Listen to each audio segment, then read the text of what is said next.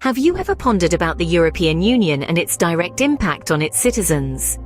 This intricate web of countries, cultures, and economies is more than just a political entity.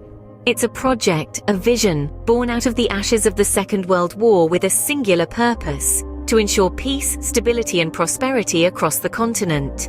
The European Union, or the EU, as we more commonly know it, consists of 27 member countries, each with its own unique identity, yet bound together by a shared destiny. These countries are home to over 445 million people, all of whom are citizens of the EU. But what does this citizenship mean? What are the implications of being part of this grand project? Is the EU a benevolent guardian, ensuring the welfare of its citizens? Or does it impose unwarranted restrictions on them? Now let's delve into the benefits and drawbacks of the EU for its citizens.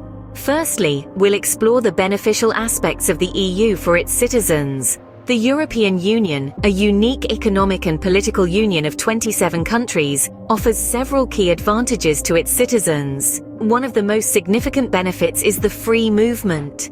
This policy allows EU citizens to live, work, or study in any member state, creating a rich tapestry of cultural exchange and opportunities. Then we have the economic benefits. The EU operates as a single market, facilitating trade and business among member states. It boosts economies, creating jobs and fostering innovation. For example, let's consider the case of Germany, which has seen significant economic growth since joining the EU. Lastly, we can't forget the political stability the EU brings. By promoting cooperation and dialogue among member states, the EU has played a crucial role in maintaining peace in Europe since the end of the Second World War. However, as with any institution, the EU does not come without its cons. Now, let's shift our focus to the potential drawbacks of the EU for its citizens. One of the major criticisms of the European Union is its perceived bureaucracy. Critics argue that the EU's administration is complex and inefficient, leading to slow decision-making processes. This can be problematic, especially when urgent action is required. Furthermore, there's the issue of national sovereignty. By becoming part of the EU, countries agree to relinquish a degree of their autonomy. Decisions made at the EU level can sometimes override national laws, which some citizens view as a loss of control over their own country's destiny.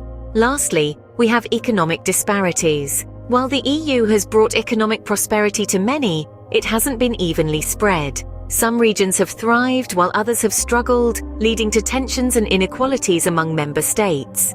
The EU, like any institution, has its ups and downs. But the question remains, is it generally beneficial or detrimental to its citizens?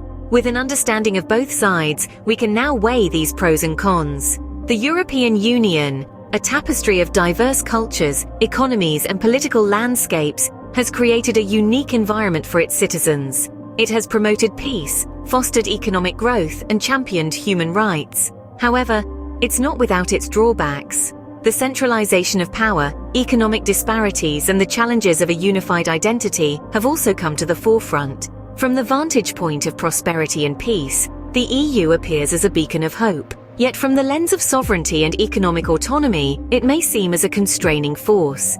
The reality likely lies somewhere in between, a complex interplay of benefits and drawbacks.